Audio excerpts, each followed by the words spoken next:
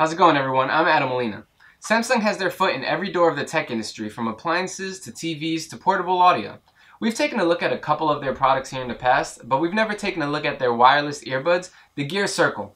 For only $99, it got us wondering, does Samsung have a hit on their hands, or is it too good to be true? When you open up the box, you'll find the Gear Circle front and center, followed by the manual and warranty information, a micro USB charger, extra ear tips, small and large, and 3 neck guards, small, medium, and large. The Gear Circle comes in 3 colors, white, black, and blue. For this review, we have the blue one.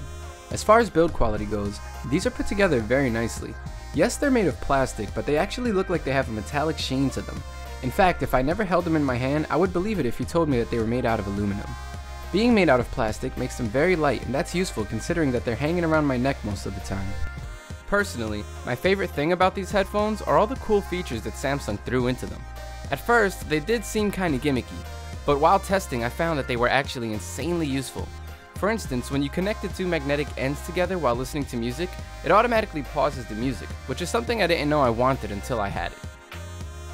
Sure, it's been great so far, but here's where things go south. I just couldn't get these things to stay in my ears.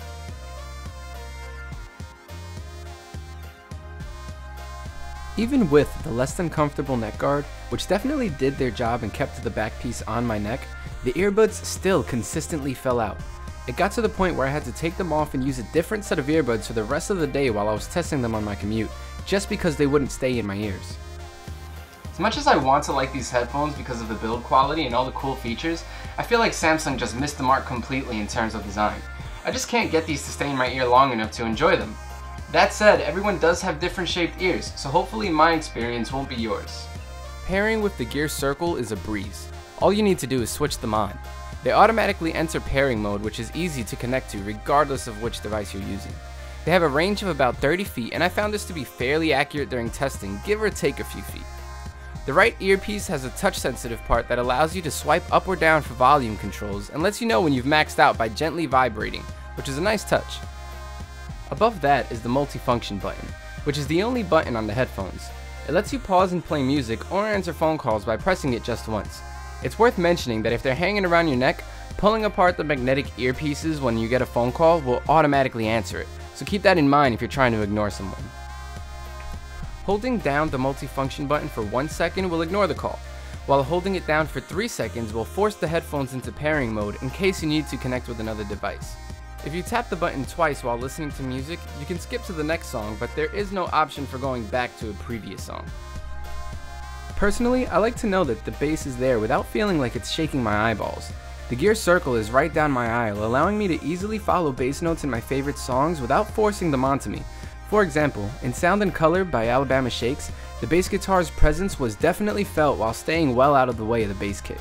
The lower mids do get a bit muddy sometimes, and in My Brother Taught Me How to Swim by Passion Pit, it was sometimes hard to distinguish the organ-like synth from the rest of the track. On the other hand, the high mids weren't a problem, with snares and vocals coming through nicely, if a little bit forward. Normally, the highs floated nicely on top of everything, though I did find that they could get a little harsh when the volume was maxed out. The high back and forth guitar notes in the chorus of Deep Sea Divers by Darwin Dees usually caused me to lower the volume, but the rest of the tracks I didn't have a problem with. Samsung claims a battery life of 9 hours with constant playback, and that was fairly accurate. During testing, I got around 8.5 hours, which was enough to last me 2 days of commuting to and from class without needing to charge them. Considering it's only packing a 180 mAh battery, it's not a bad deal if battery life is your primary concern. If you can get these to fit, I would definitely recommend them. They have a solid sound quality and great features that make them pretty much a steal at $99. That said, it's a big if you can get them to fit. And if your ears are as stubborn as mine, wearing these for an extended period of time might be more frustrating than rewarding. We're giving the Gear Circle a 7.4 out of 10. That's about it for our review of the Samsung Gear Circle. If you want to know more, check out the full written review over at SoundGuys.com.